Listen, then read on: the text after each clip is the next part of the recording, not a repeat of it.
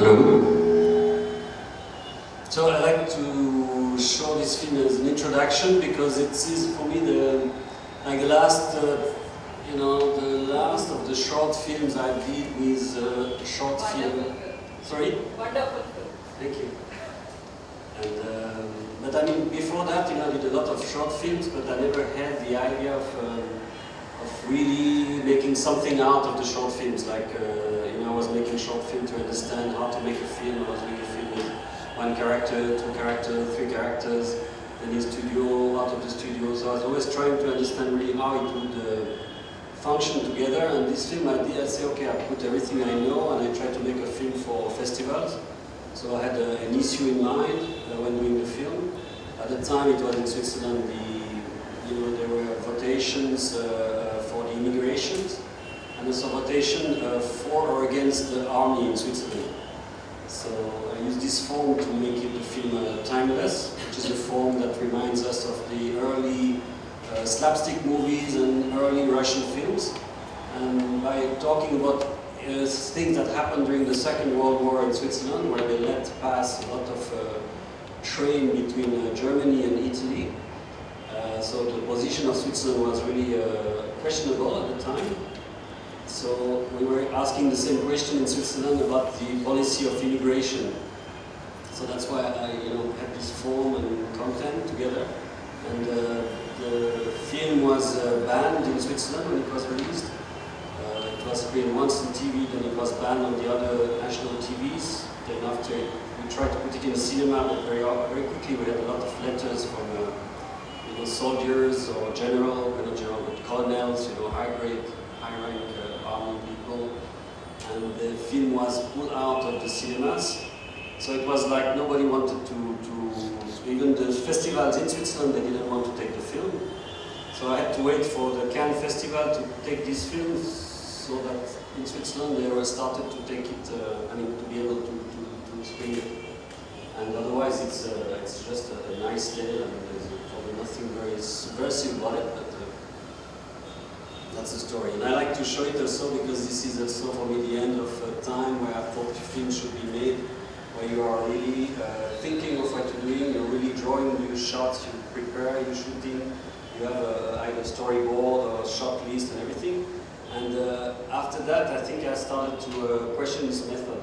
And just after that, I also was interested by real life, because I was so much into fiction and film all the time that I forgot, why do you make films? In principle, you should be making films because you're talking about life.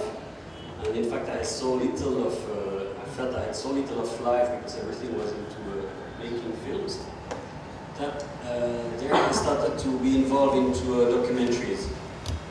That's where first I was a little bit scared, because suddenly you had to be only 3 people to make a film, and not 25 or 40 people. You had to be very few people, but at the same time you had to dig things where they are. And because of some documentaries, you cannot choose the light, you cannot choose where you go, people you meet, so you have to take things on the spot.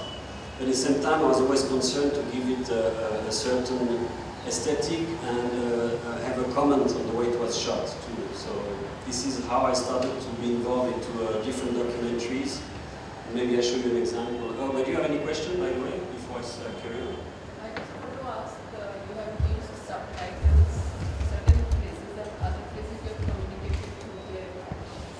Was it after post-production you thought, or in pre-production only you thought at certain places we have subtitles and at certain places we do not? No, everything was written, because in fact maybe one thing that's not obvious is that in Switzerland we speak 3 languages. We speak French, Italian and German, which is why in the beginning there is this long exchange of subtitles, meaning they don't understand each other because each soldier speaks a different language. So the 3 of them are Swiss, but they don't understand each other. It's only the 4th one with a foreigner who is able to speak the 3 languages, who is able to read in Italy. That didn't come across because apart from Switzerland, perhaps, or some other neighboring countries, the whole idea of 4 languages is not known.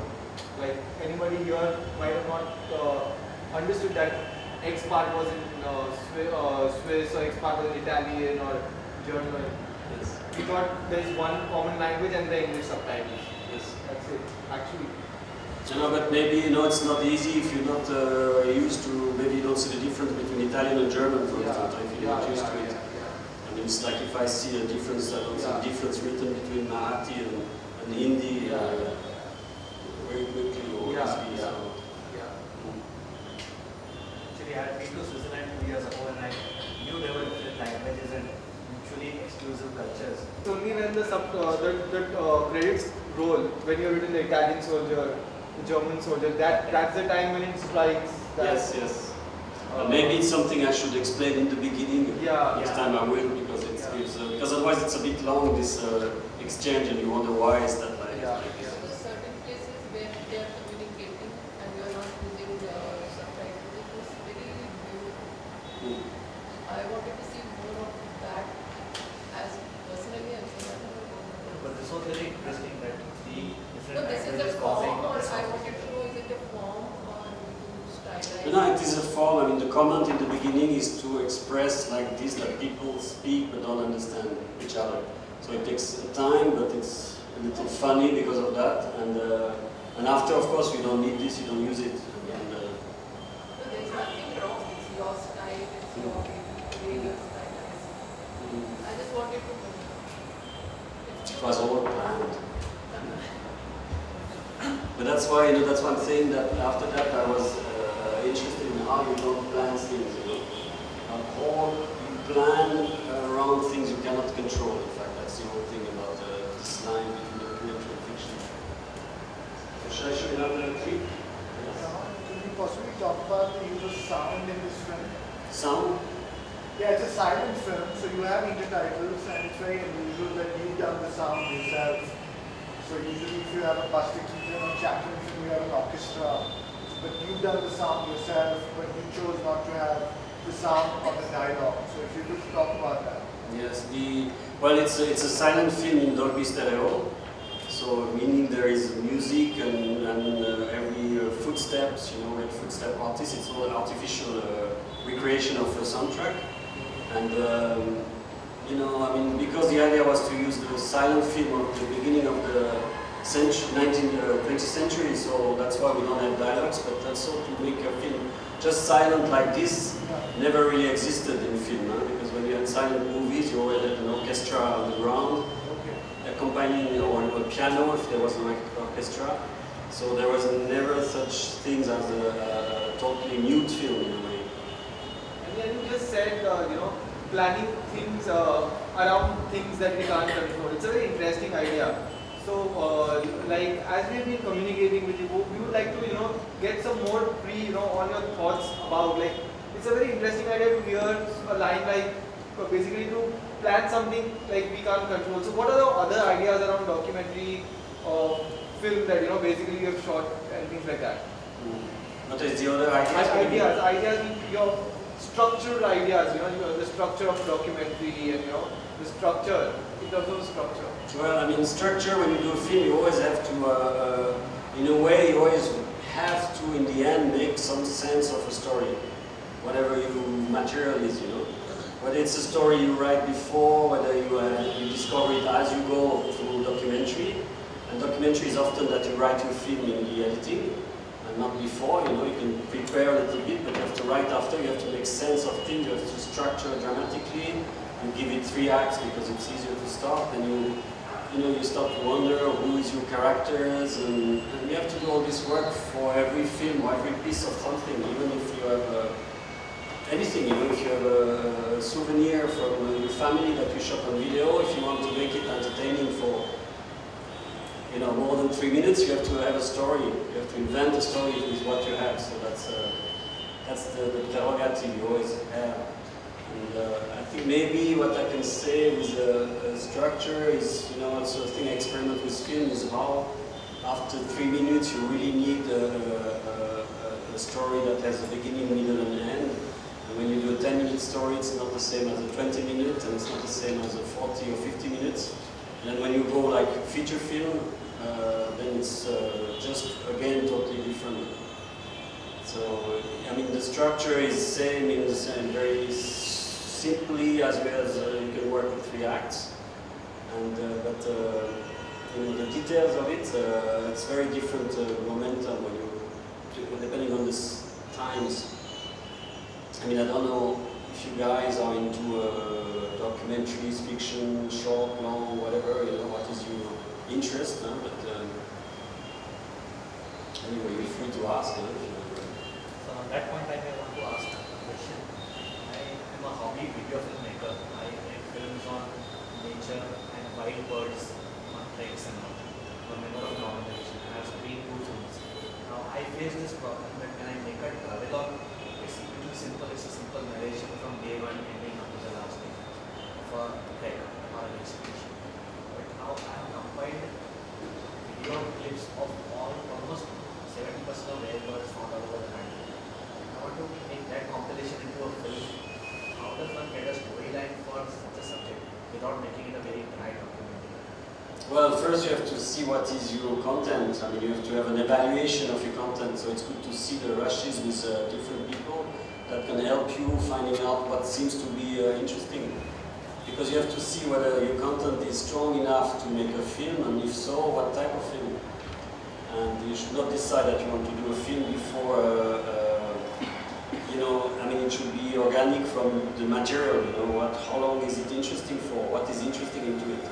And for that, if you are not sure, the best is to gather a group of few people to watch some rushes and have some opinion, possibly of, you know, trained people, maybe like editors or other filmmakers or, you know, or journalists or people who are used to watch and have a little critical eye without being too critical, you know.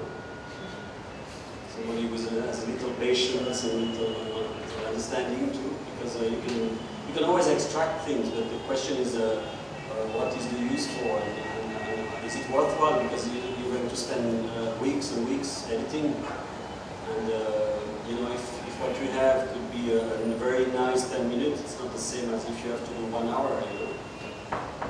So, Does short films have a market in Europe? short films, they do. I mean, usually people produce short film because usually it's a production company who want to invest into a new filmmaker. They produce a short film hoping that after that they can do a feature film or something like this. Or it's some people like me who have an idea and want to do it just because it's an idea, it's short, and there is sometimes an opportunity to do it, you know. But it's not like you don't do this as a mean of there's no economy behind it. There is a lot of support, you know, like in Europe there's a lot of grant and subsidies for films, so you can get to collect the money, but the time spent for that is long, you know, so it's too much time for what it gives anyway, so you have to have a very good reason for it. So I think one of the points that has come up in your previous discourse is that when you watch the footage, your material, your ideas on the material transform. The footage itself is the material now, which is very different from scripting. In a documentary, the footage itself opposes the script, and that becomes your script. Is that what you're saying?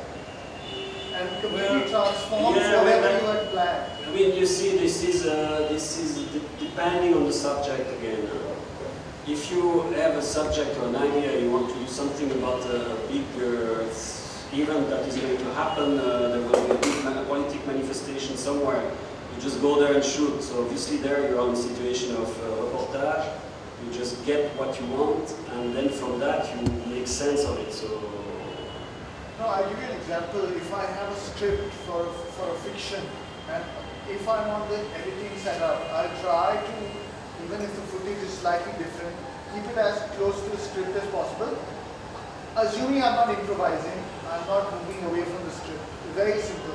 But in the case of documentary, it seems to me that the footage you've collected becomes your script, so to speak.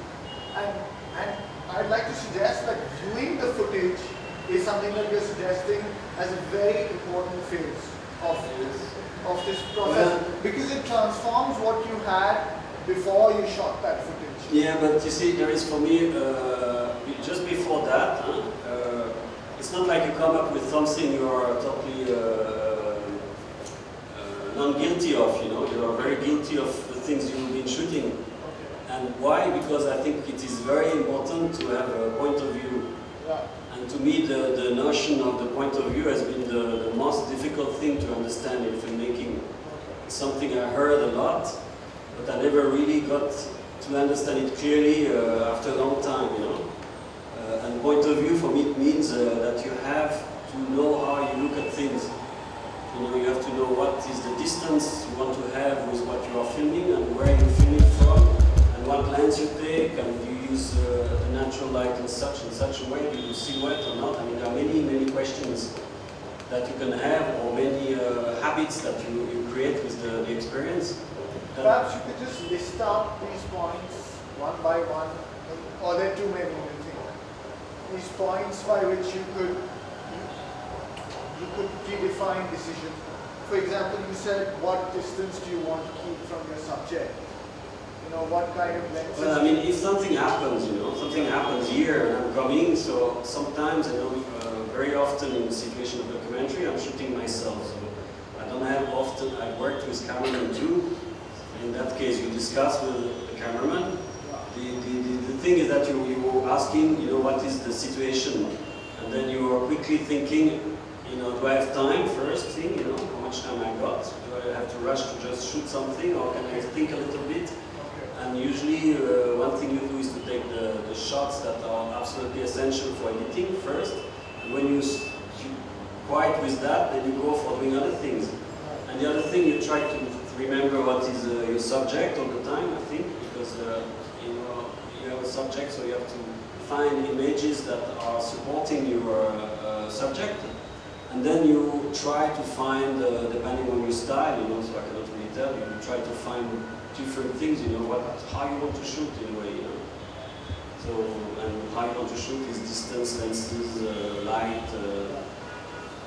I mean, when you don't know, you know, I always think that when you don't know, it's better to shoot. It's not good to shoot anything just for shooting, but I don't like either that you have you know, it's not good when you have to think of, am I allowed to shoot this or not? Because I don't think it's a question you should have when you're shooting, it's a question you should have when you're editing. Am I allowed to show that?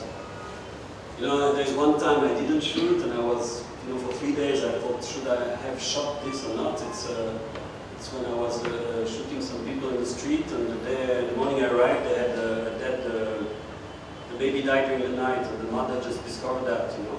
In the box and it was dead, and she discovered that, so there was all the quiet drama surrounding this, and I was there and I didn't shoot because I felt it was not right, but after that I thought it is against my principle, you know. Because my principle would be you don't think and you shoot, and you think after. But,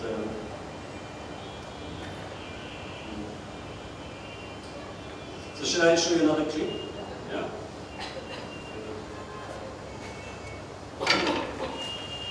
Only a dance film, and the last part, which I will show just the beginning and the latest part, is sorry,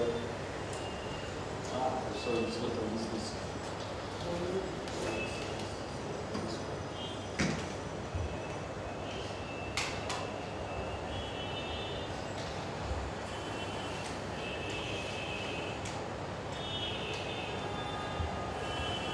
Yes, this film is about Buto dance, which is a Japanese form of dance that has been a revolution in Europe or in the Western world when it was discovered in the early 80s. It was invented in Japan just after the Second World War as a reaction to all traditional Japanese art. So it's very subversive and provocative. So when I saw this, and when I saw the film, the pictures of this, I thought I had to do this film. So it took me 1 year. I started to film, and in the same time I started to finance with different European broadcasters. And the beginning is an example of, we use the stage where they have a performance, but then we add stuff. We add some different things to enhance, in fact, the atmosphere of the show.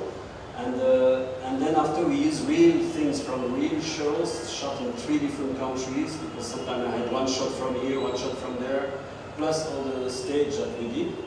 And in the end, it's the beginning like this is a few minutes, but you can see that it feels like it's one space, and it's for me interesting of it's an example of you use all the things of fiction to create a reality, and the reality is work on stage in this case.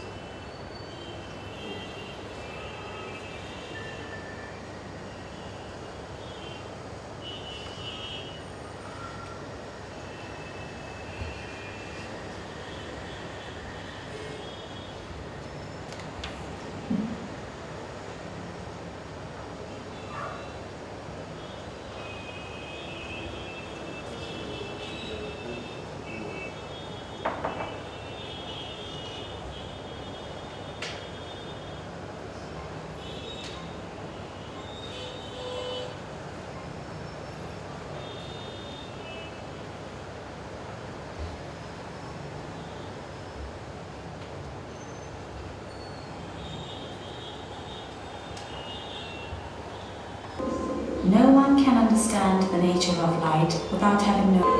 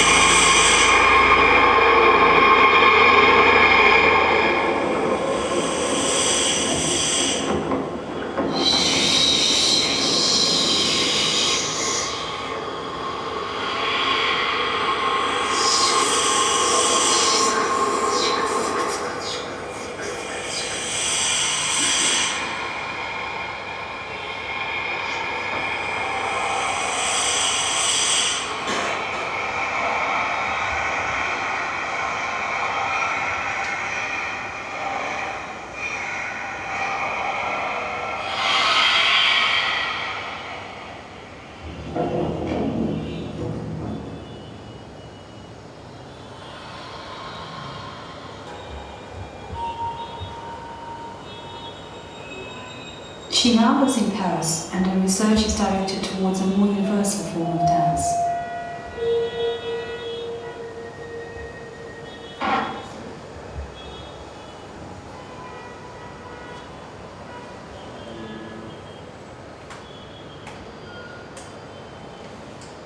So I just show you the end part. The end part, this show, the film goes on, and there is after some interviews, some different extracts of dance. So in that sense, it becomes, it starts like this, and it becomes a traditional documentary where you start to understand what is Buto and what is the choreographer life and everything.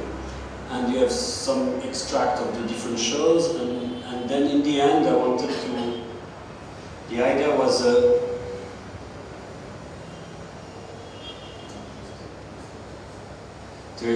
idea that in the end I wanted to get inside the dance of Buto. So for me the idea of the film was how you take the hand of an audience slowly, and you then use dramatization, construction and everything to enter into the real Buto, as opposed to a film which is where you are just inside it. I wanted to help people, because it was a solid for television, to go inside.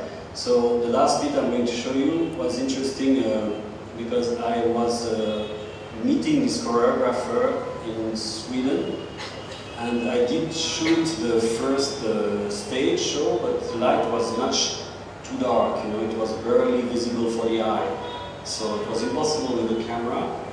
And also it's a show, Buto, usually people they spend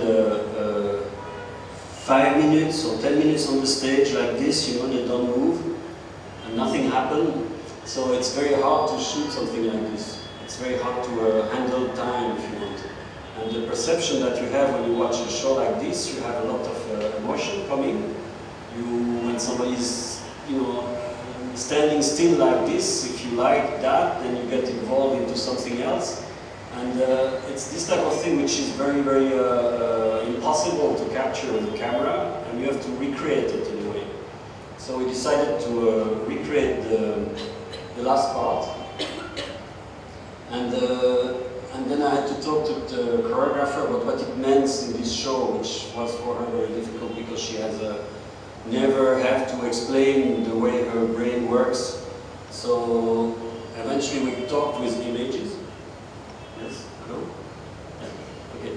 We talked with images, and then we did, I understood what was inside the story of the dance, and then I put the edit down. And then we did rehearsals where we, we just compressed everything in about 10 minutes. And then we did some rehearsal with a video camera. Then we did a storyboard, and I filmed the storyboard. So I wanted to time really to make sure the timing was fine. So we edited the storyboard, and we had the filming the storyboard on the full time. And then only after that we shot a little piece there. So I'll show you the piece.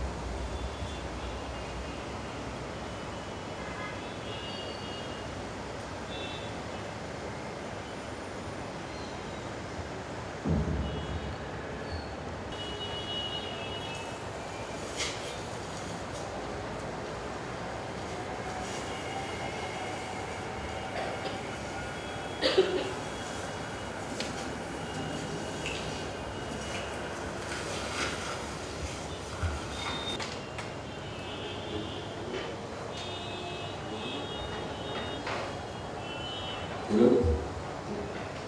So Buto is a slow dance, as you saw, and the show itself was like what you see here in 5 minutes, or 7 minutes, but it was like 1 hour. And if you had to do this for commercial TV, I think this will last for maybe 30 seconds. It was cut. So how to handle time is another different thing for film. Any question? Yeah, if you could talk a bit more about this aspect of handling time. It was very brilliantly done actually, I thought. It was very brilliantly done. And yeah, and the first thing that you said that if it was for a commercial reason on TV, it would be 30 seconds. And that would also have been brilliant. But the awareness that you have that okay, it's not for commercial TV, it's for related to birth. And that is the kind of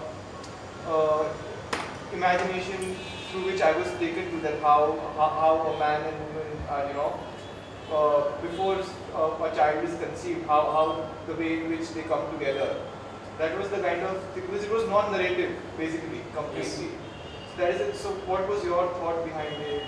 And it's brilliant actually. There are many things. You mean this little piece here? Yeah. Well, I mean, to start with, I was saying it's not my choreography, but I had to understood all the implication of these two people meeting. So, in fact, it's so abstract, It's so abstract. It's with, it's the animality in people. It's the possession, the need of the others, the rejection. It's a very simple human struggle behaviors, or almost the animal side of human, or the more primitive side of human, which they express in the show. But as you can imagine, they do that for 1 hour. In the show, the substance is that, except that when they don't move for a very long time on stage. Type of film, you want the audience to be always involved. You want the audience to be riveting to the screen. You want them to be inside the characters. And this is what traditional fiction does. When you do documentary, you don't have this need, because documentary is made to make you think of what you look. So there you are, you have time to to analyze what's happening to your eyes. And when you do an art film, you're navigating between the two. You have to be involved sufficiently, but yet you have to have time to analyze what's happening to you, what is being told to you. So there is this constant thing. It's always hard to judge. Like I'm showing you this. So some get bored or less bored or extremely bored or not bored. It's difficult to. It's very personal how you handle time with film, I think. I thought it was just like a piece of abstract art, a piece which many people would interpret in different ways. And only this abstract art was stretched in time. And as he interpreted it one way, people would have all sorts of interpretations. You had something else in mind, I was watching, I had something else in mind. So I think it's wonderful. Something open to individual interpretation. No, it's cool when you don't have to explain things. Any question? Actually, it's a dance form. So it's a dance form meant to be seen on a stage. If I'm not wrong, it should be a show, right? So on a show, the audience is on one side. I mean, you'll be just looking from one side. So in a documentary, you've got in a liberty, obviously, freedom of shooting from different angles, close-up shots. Maybe you can just focus it on some more things. So how is it? Is it a disadvantage or an advantage? I would just like to ask you that. What is the advantage, you mean? Yeah, you feel it like an advantage or a disadvantage? No, I think it's, when you watch a show, you're not just one side, because you select what you see. For example, you select to see one person, so you make yourself a close-up, or you decide to see the entire show, or you decide to... So already you are framing what you're looking, you put your attention from there. So if you are a camera, you do that, you do close-up and this and this. And of course, when you do after something when you go on stage, this is what I showed you with the first extract. It's happening on stage, so the situation is stage-like. But sometimes I am in the audience with the camera, and sometimes I'm not in the audience. I'm mixing. So for me, the point of view is how you transfer the emotion that you felt watching the show as an audience. That's the purpose. The purpose is not to distract or to make things. It's not to have questions about what should I do, it's how do I express what I felt. For me it's maybe the second thing that I find important in making a film is what do you feel or what should you feel with a scene. If it's fiction, you should know that before you have your screenplay, what you want the audience to feel in the scene or what the character feels something in the scene. And when you're in documentary, depending, and this is again something that you can control because it happens all the time. So you can recreate the live situation if you want. If you cannot, you have to rely on your point of view. But both, your point of view is also dependent on your subject and your emotion about it.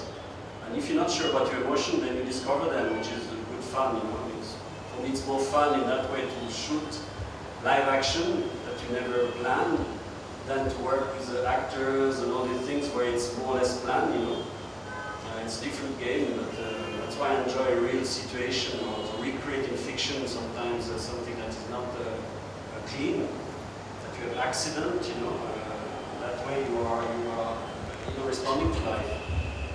And you become, because of that, you become maybe more instinctive and it allow other things to come. And how different is the makeup? I mean, the way the props they've used, like for the live audience, they kind of make it a little flashy. So the people can see it from far away. So being in a documentary, how the props are different? I mean, is it same or you just change it? What do you mean by the flashy? Like makeup and the clothes they wear. Yes, they're supposed to be flashy for the people who sit in the audience. So they make it more flashy. So for documentary, you use the same props? Or is it something different? Well, that depends, that depends because there is no realism on stage usually, So, but if the intention of the choreography is to just accentuate the look so that it's perceived, then you have to change it when you go closer, I think. Because if you do into something, which is like really traditional art and people have got like, painting, of course, you don't use that, but you see, the interesting thing is how much liberty you can have and where you want to go, and what you do with something on stage. Because what we see on TV or what we see in films with dance numbers, it's often extremely stereotyped. You know, sometimes it seems like it hasn't changed in 50 years. You know, the clothes change, the colors change, the music change, but you know, it's always one boy, one girl here, and the five behind, and it's like this all the time. You know, and in India also, I saw that there's not a lot of contemporary dance. And this, as I show you in Europe, the Buto was just like a total surprise and shock for all the choreographers in the West, because these guys, they say I'm a rock or I'm a tree, and they go on stage and they do the rock for 1 hour.